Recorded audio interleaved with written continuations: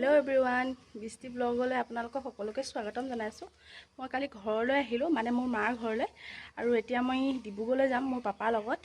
ব'লকচোন ভিডিঅ'টো আৰম্ভ কৰোঁ। এয়া আমি যাত্ৰা আৰম্ভ কৰিলোঁ। আমি স্কুটিতে যাম।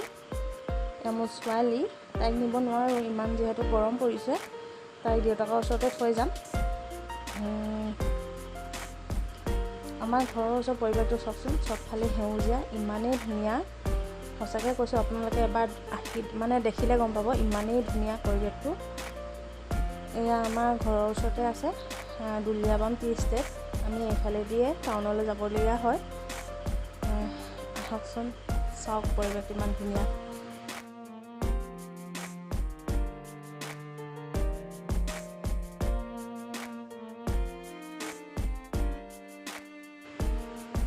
এয়া আমি টাউন পালোহি। আমি মৰ্ণিঙতে আহিছোঁ, 8টামান বজাতে ঘৰৰ পৰা ওলাই আহিছোঁ। আৰু এতিয়া স্কুল টাইম, অফিচ টাইম, অহাত অকণমান অসুবিধা হ'ল, মানে ভিৰ বেছি।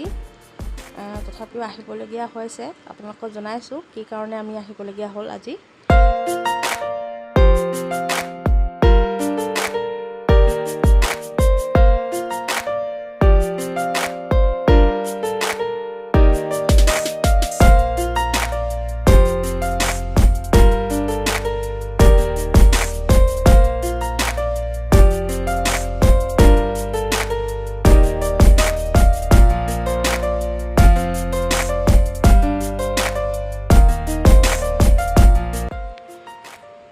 ফাইনেলি আমি আহি পালোহি। এয়া পাপা স্কুটি ৰখাইছে।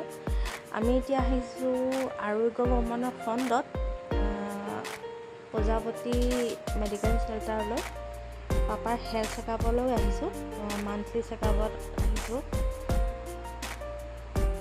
আজি ডিব্ৰুগড়লৈ অহা কাৰণটো এইটোৱে, দেউতাক মানে মোৰ পাপাক হেল্থ চেকআপৰ কাৰণে আহিছিলোঁ। আহিয়ে থকা হয়, কিন্তু আজি এটা নতুন বস্তু শিকিলোঁ, নতুন বস্তু দেখিলোঁ। এয়া মোৰ পিছফালে থকা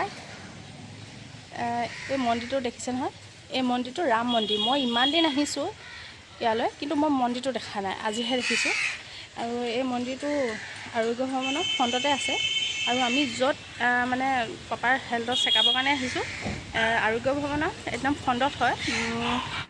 পাপাৰ এপইণ্টমেণ্ট পাওঁতে অকণমান পলম হ'ল, সেইকাৰণে আমি অকণমান বজাৰ কৰোঁ বুলি আহিলোঁ।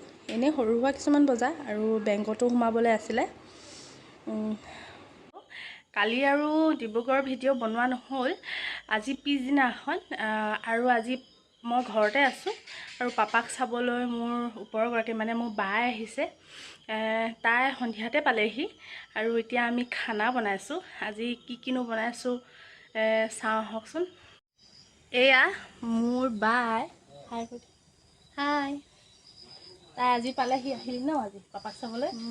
আৰু তাই আজি জুইতে খানা বনাইছে। এয়া মই কি বনাইছে দেখা, মাছ খৰিকা দিছোঁ। আৰু সেইফালে আৰু এইফালে এইটো নেকি, পাপাৰ গাটো অলপমান বেয়া, তেওঁলৈ বুলি কুকুৰা এটা লৈ আহিছিলোঁ।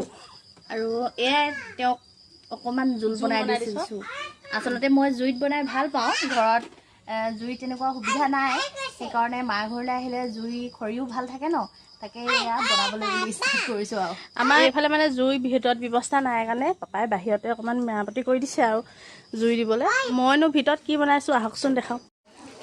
আৰু মই বনাইছোঁ এয়া গেছত কুকুৰা মাংস অকণমান, শুকানকৈ, জোল নহয়, শুকানকৈ বনাই আছোঁ। তাই জুইত বনাই আছে। আৰু এটা বস্তু বনাই থৈছোঁ, আপোনালোকক দেখাম ৰ'ব।